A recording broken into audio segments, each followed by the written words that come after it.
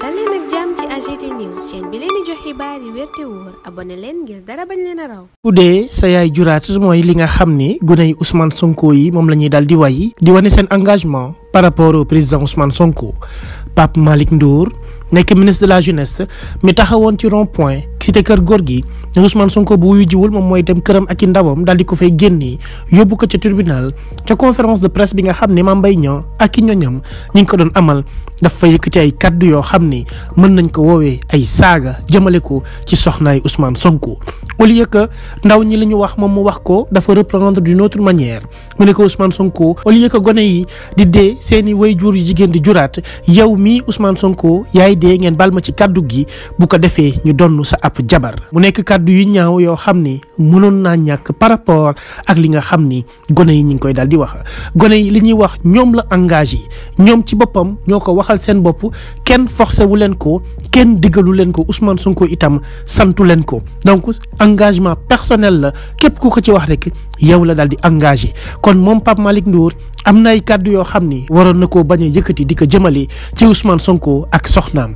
ndax Ousmane Sonko la amal affaire amul affaire ak soxnay Ousmane Sonko donc ñoom comme niñ ko waxee mbir mi diggante Mame Mbaye Niang la ak Ousmane Sonko kon soto bi pour lan moo waral acharnement bile gis nañ li nga xam ne waa GIGN daal dinañ koy def ñoom nag tuddee nañ ko démonstration de force de l'État tuddee nañ ko démonstration de force par rapport à la sécurité intérieure du pays mu nekk loo xam ne tey ndaw ñëpp nangul nañ leen ko bàyyi leen ca la nga xam ne def nañ ko waaye waa kër Ousmane Sonko ñi ngi artu que ni lu ni mel dootul amaat lu ni mel duñ ko nanguwaat waaye lenn kese lañ bëggoon teg baaraam mooy que ne képp koo xam ni yaa ngi def sa wàllum politique na nga ko yemale entre ki nga xam ni moom nga ko daal di seqal soxna yi Ousmane Sonko benn yoon lañ ci mës a gis kenn mu génn te boobu c'était à la demande des patriotes mooy jamonoy campagne électorale yu 2019 bi Ousmane Sonko génnee daal di yëkkati loxoy soxnaam te pourtant ñaar la ci yor waaye mosu leen dugal ci lu jëm ci wàllum politique mosu leen cee waxloo mosu leen cee defloo quoi que ce soit boo xam ni ëllëg dañ ko ciy daal di joxoñ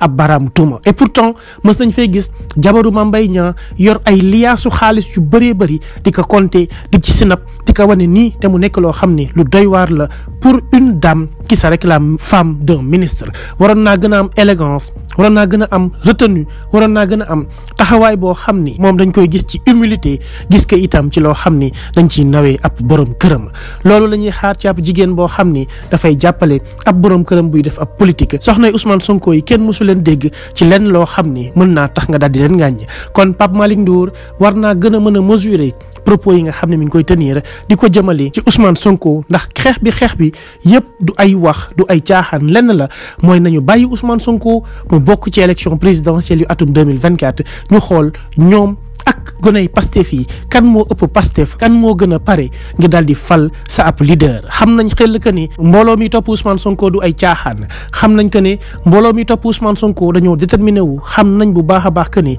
Ousmane Sonko bu demee ci élection présidentielle yu atum 2024 mooy perte nañ ñàkk nañ te li ñuy xëccu ba tey duñ ci mën a jot muy 3e mandat te ñëpp xam nañ ne ils sont soif de pouvoir nguur rek moo leen di dundal moo waral acharnement bu métti boo xam ne ñi ngi koy teg ci kaw Ousmane Sonko.